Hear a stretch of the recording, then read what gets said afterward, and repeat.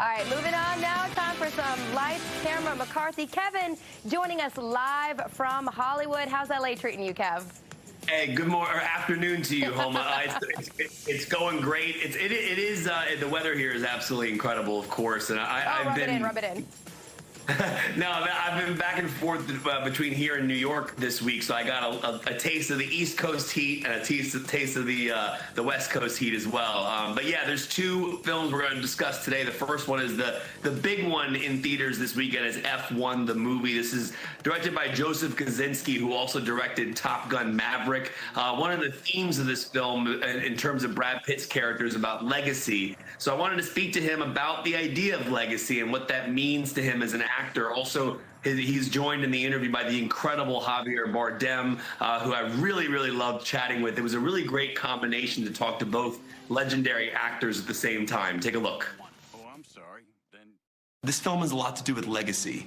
And when I think about legacy, I think a lot about one of my favorite scenes in recent history in Babylon, when Jean Smart is talking to your character about living on in cinema. And she's like, in 100 years, someone's going to turn on one of your movies and you're going to come back to life in that way. So I wanted to ask each of you, when you look at your filmographies, what story do you think you've told so far in the movies and the work that you've done? And what does it mean to you to think that in 100 years, you're going to come back to life on someone's screen in No Country for Old Men or F1? Maybe like 40. 50, I don't know.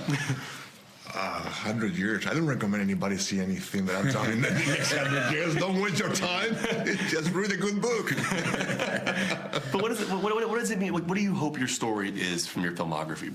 I mean, I grew up a film lover, loved the movies. I would hope that we're always able to put out something that was quality, a real quality story, that no story is going to speak to everyone, but that it speaks to a few. And that's the way I've always approached it. If it meant something to me, it's going to mean something to someone else out there. And really, it comes down to that, to be entertained, to be moved, to do what it needs to do. So quality. Yeah, in order to try to explain us a little bit about what we are, what we do, how we behave with each other. Things like makes you, I don't know, reflect a little bit about. Yeah, that illuminates a little bit of the human existence in our time. I'm not sure what it's going to be in 50 years, let alone 100.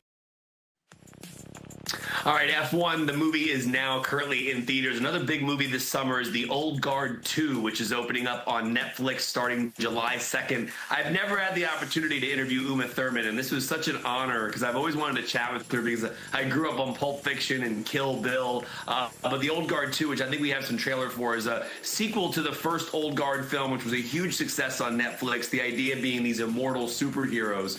So kind of an interesting connection to the Brad Pitt conversation we just had about legacy. I asked both actors, three incredible actors, Kiki Lane, Charlize Theron, and Uma Thurman, about what legacy means to them and living forever in cinema. Take a look.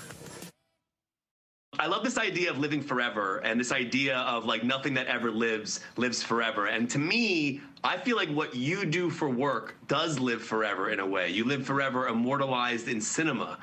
So like I always think about that scene in the movie Babylon where Jean Smart tells Brad Pitt, in 100 years, someone's going to turn on your movie and you're going to come back to life in a way.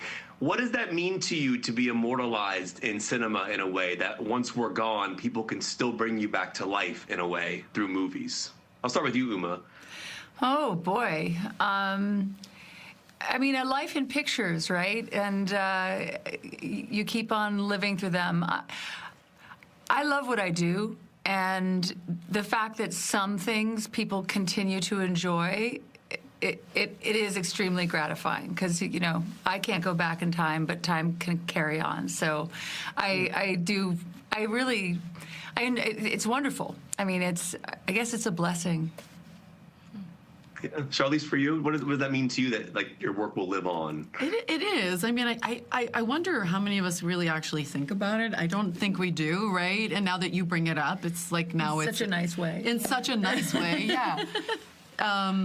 Because like Uma said, it is really truly to get up in the morning and to do the thing that you absolutely love, and you know, the thing that hurts you the most, that makes you work the hardest, the thing that frustrates you the most, and to have some kind of a representation of that you can go back to it's a gift. Yeah, I think a lot of you know, it's if we have preservation the way we have been paying attention to it, then yeah, if it can exist, yes, that's great. Kiki, for you? I think it's something special that, you know, new people, new generations get to be introduced to our work and have those experiences for the first time.